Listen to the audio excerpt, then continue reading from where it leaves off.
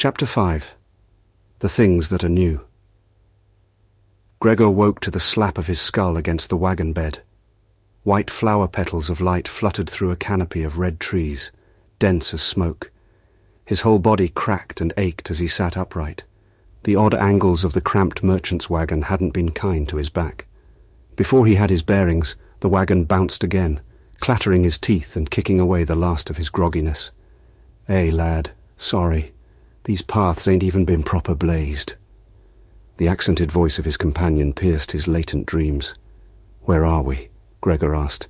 He could discern the babble of water from the whistling wind, and despite the beauty all around him, his eyes at once fell to the overstuffed contents of the wagon. He reached out, feeling in aimless search. He patted his person, as if it'd help.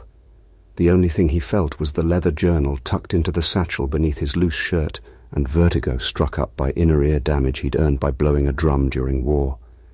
His ears rang still from that one. "Oh, where is it?" "Where's what?" "Your cock." "My weapon. It was right here. Did you move it?" He looked back to where he'd been sleeping. The smell of cinnamon and dried sweat mixed behind his eyes. The odorous offender was O, who trounced alongside the two draft horses drawing the wagon. O was bald and squat-statured, half the height of the shortest man in their caravan, but twice as thick.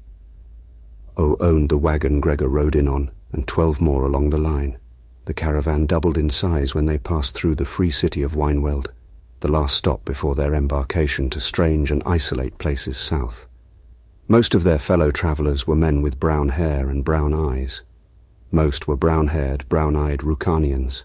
Some were orange-eyed Estovaks or blue-eyed Triarchs. They'd all been mixed together for so long he'd always found it hard to tell.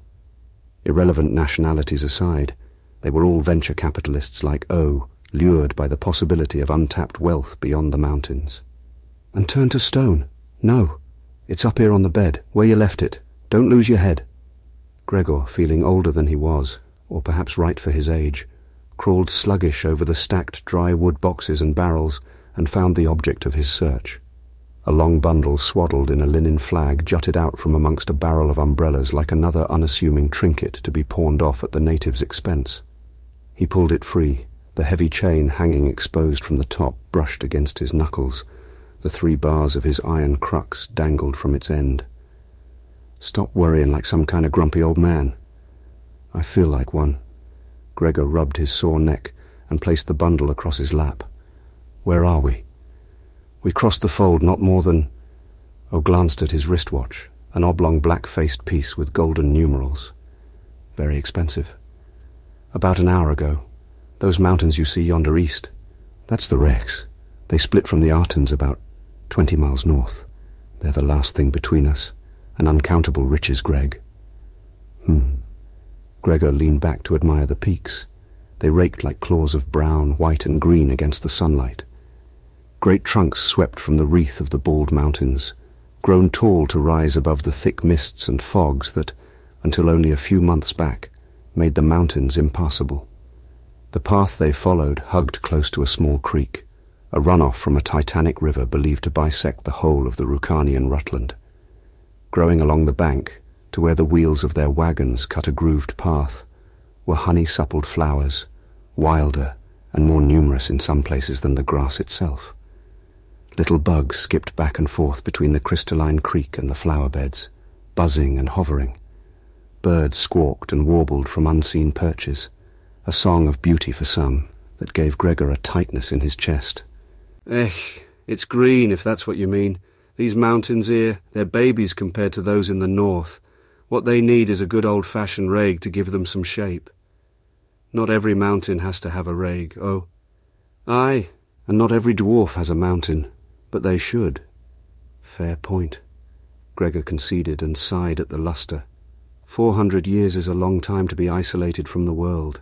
It'll be unrecognizable from the rest of the Empire's end. Ah, pooh on that.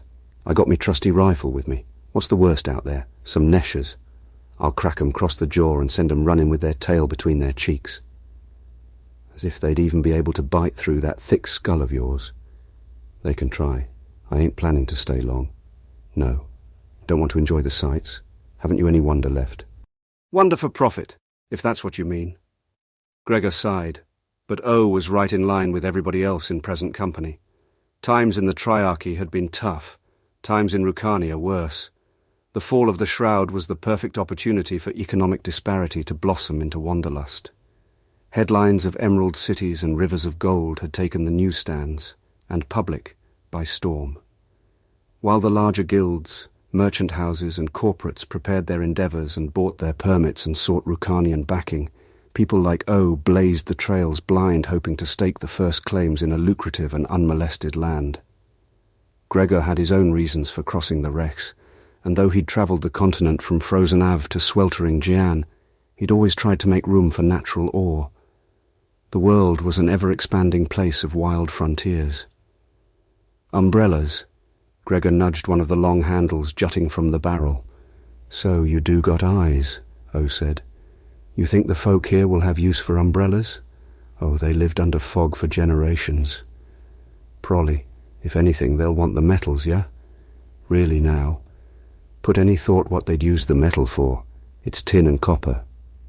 Killing each other, if there's anything like us. War profiteering. That's a new low, even for you. As if you ain't guilty of much more. You could live with knowing your umbrellas were used to kill someone. There's rifles in there too. If you think there's going to be using them for only hunting, you're more out of touch than I thought. Stop busting me stones. Food for thought is all. Save your preaching for the choir. Keep this on and you'll be walking your ass over these mountains." Gregor leaned back with a smirk and a chuckle, meeting O's puffy red face with his best attempt at roguishness. He half considered telling O he looked like a well-tattooed cherry when he got so mad. But he'd rather ride the rest of the way. O's bald head was smooth, entirely hairless, and etched with bold geometric lines whose harsh angles harkened back to the lost architectural styles of his late ancestors. The same designs fell over his rippling arms and chest and formed a beard of ink around his square jaw. He'd tossed his dirty white shirt over his broad barrel shoulders, revealing a strong back decorated with tattoos contrasting women and devils who danced in a mad ceremony atop crisscrossing scarred abrasions and lacerations that professed an indentured past. "Hold!" someone further in the caravan called, and one by one the wagons came to a stop. Horses whinnied and adventurers demanded explanations. Even out here businessmen were businessmen, and time meant royals. "I've got a timetable to keep," cried a tall man 2 carts up. "You don't even know where you're going. I piss on your schedule. I piss on your mother's grave." Gregor listened as irritation and unease spread down the line. No one wanted to be bogged down in a strange land, not at someone else's behest. Gregor rapped his knuckles against the wagon bed before sliding off and slinging his bundle over his shoulder. Towering over the dwarf, Gregor peered down the halted line. "I bet it's another erupted knot rock," Gregor said while fishing one of several wide-brimmed wicker hats from the bed. It wasn't his, but he figured O could part with it for a time. Or one of those snog-wigglers walked his horse right into a ditch again. I swear I should be in front. Brick and mortar are smart enough to not break a leg. Damn bloody pace, ain't ever going to get no one nowhere. Gregor pulled the hat on, found it blocked the sun, and decided it'd do. "I'll go see what the hold-up is." He patted O on the shoulder and went. "You do that. Crack 'em with their own crops if you must." Gregor passed motley and rugged men, and the occasional mannish wife and family. Hard lands called for hard people. The terrain left most wagons resting at awkward angles, balanced on 3 wheels atop roots, rocks, and hacked-apart shrubs. "By Eris!" a bald and dirty-faced wagoner exclaimed as Gregor approached. 6 men gathered at the caravan's head, standing with a wide berth around 2 corpses hanging from the trees like 2 cast-out vines. Charred husks, fire made sculptures of shriveled black skin and naked bone.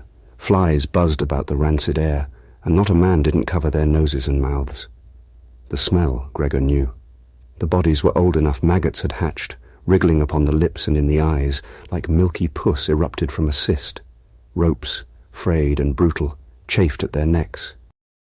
"Well, if that ain't the biggest kicker," said the large, red-bearded man who'd been their guide. A native Hupe, were it not for his tribal scarring and fish-hook piercings, his fat orange eyes and scarlet hair were indiscernible from the other Estovaks in their company. and Gregor could tell that made them uncomfortable. If Rukania could bring these near cousins of theirs back into the fold, who's to say they wouldn't reach the Atelic once more? The guide seemed undisturbed by the deaths, simply throwing soil and water beneath their feet. Neshers, their guide said, sending whispers rippling down the convoy. Didn't know they came out this far. Something might have spooked them off from their usual migration. Maybe another herd. Goddess Eris, a thin, frail man said, wiping his mouth of this morning's breakfast. Not Neshers, Gregor said, announcing his presence and earning a few off-kilter looks as he placed himself at the group's head as he regarded the dead men. Gneshers kill to eat, kill to kill. They kill for a lot of reasons, but not like this. Then what is it? Asked a Rukanian mercenary, fingering the trigger of her ventcock. Mercenary or no, she lacked basic discipline. A message, Gregor said. I'm sure of it. Neshers don't care to warn you away from their territory. They can't eat you if you avoid them. He considered for a moment, fingers upon his straggled beard, as he watched the charcoal ghouls sway. What you getting at, Blondie? Get on with it. Another wagoneer sneered. Look here. Gregor drew too close for comfort to point at one corpse's gnarled hands. An untarnished gold ring glinted above the knuckles. This was put on after death. See how the skin's peeled back? Neshers eat gold. Merchants wear gold. We are merchants. This is for us. Whomever did this wants us to know we're not welcome beyond those mountains. This is me people's territory, Hupes. We don't all warn like this, the guide said. Perhaps it wasn't your people. Gregor tapped his jaw. But somebody else? Who can say? What he didn't say was the heat with which they'd burned must have been severe to scorch and pop the bone. What means could the locals have to achieve this? A Norran merchant with robes woven from golden scales placed himself and his caravanserai between Gregor and the growing town hall. Let's wrap this up, gentlemen. We knew the way was dangerous when we left, shall we? As if waiting for an excuse, everyone began to disperse. Let's bury them. Gregor's sudden order prompted them all to turn. Excuse me, the Norran scoffed. We should bury them, Gregor repeated. You gulping lantern, we're standing exposed with our thumbs up our asses, What good's dying too? But from their uncertain fellows the Norran found no allies, so he changed tactics. How's about your mosaic back there? He free or what? Wearing all those tattoos? His kind is good at digging, postulated a triarch. Just like all us, Gregor said. If he's digging, so are we. But he's a walk back. Want to waste more time? You bloody righteous brassies. The Norran flicked fingers crusted with rings. Have you your fancy oils and smokes to send them off? Gregor proffered his arms as if offering something up, but all he had were words. Honour them that they died instead of us. We're being warned, but I doubt any of you are going to turn back. I have shovels in my cart, rusted old things, but they'll do, said a man, who until then had been silent, young and well-equipped for the journey compared to many others who'd the learned and helpless sense of those with the small luxuries of the middle classes. Judging by the ropes and sashes he wore, he was a Mirgardian pathfinder, likely state-sponsored. Gregor gave him an approving nod, and the guide clapped his large hands, making a few men jolt. Let's get to digging then. We've got a few more hours alight. When the bodies were sealed away, preparations got underway for their continued journey. The ad hoc funeral had lifted much of the worry from the group, and the man who'd supplied the shovel caught Gregor on his way back with a handshake. Common decency's a rarity these days, the Pathfinder said, returning to tightening the cinches about his brewer's supplies. These are hard times, Gregor mused. I'd agree there. The people here say it's the end of the world. Please call me Schneider. Gregor answered. A Velkan, eh? Schneider motioned to the chain hanging from the slung bundle. An iron at that. Bold of you to travel with the brass. That's not a problem, is it? We're all a long way from home. Gregor shrugged. Listen, we should get gone. Perhaps I'll see you around. We're going the same direction, so I'd count on it, Schneider said. His hands had loosened with the work, the knot in his back massaged out by the toil. The caravan wasted no time in moving again, passing by Gregor as he walked back to O's covered carts. Then something novel amid the greens and red caught his eye. Violet, Figuring O could wait a little longer, Gregor veered off the beaten path and knelt to inspect the tiny flower, unlike its honey-coloured cousins which grew in such abundance. Tiny and alone, it sprouted from the trunk of a fallen tree. Royal purple highlighted petals like a blush against the bleach-white pistil.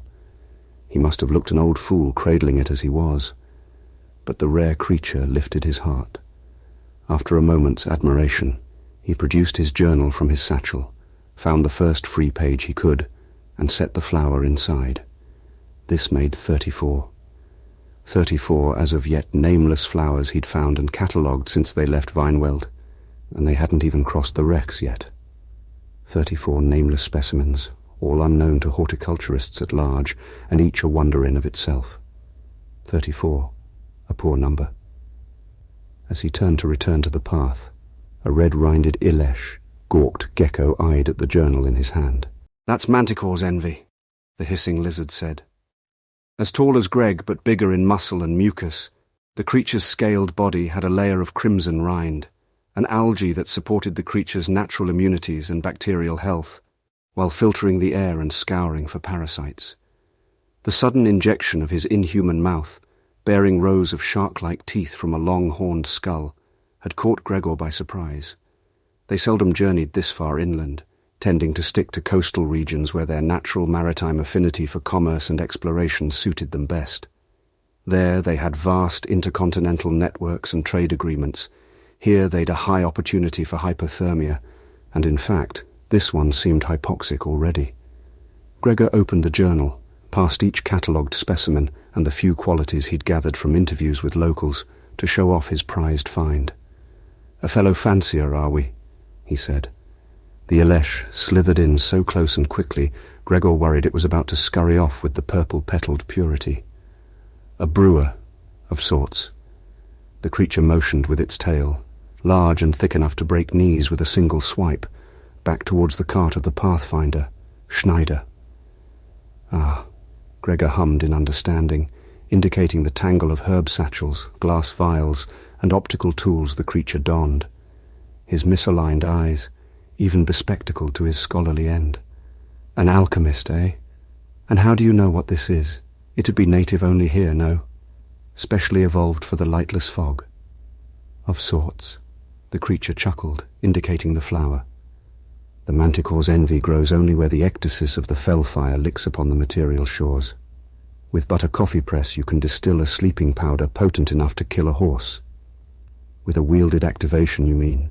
Gregor said, searching the Ilesh for signs of a wield book or other source of ruinous knowledge, though he spied none he'd heard tell that they used other means to store myric knowledge. And with the cryptic extremes, those who feared the loss of their privileged knowledge went to keep their secrets secret. The far-form inscriptions an alchemist utilized could be in any form. Although if an encant had hid it away, his nearness would have nullified any such illusions. A tongue bejeweled with sapphires licked at scaled lips. "Naturally," the Ilesh hissed. "May I?" With claws large enough to palm Gregor's entire head, he pinched for the envy. Gregor slapped the journal shut and waggled a finger. "You may not. I could use enough tranquilizer to kill a horse." He shot the creature a risky smile and tapped the book to his head. "Positional vertigo, you see." Then the Ilesh laughed, the sound a series of rasps and whistles. "You've no birthmarks, human. You cannot coax the powder." "Ah, well, perhaps should I find another?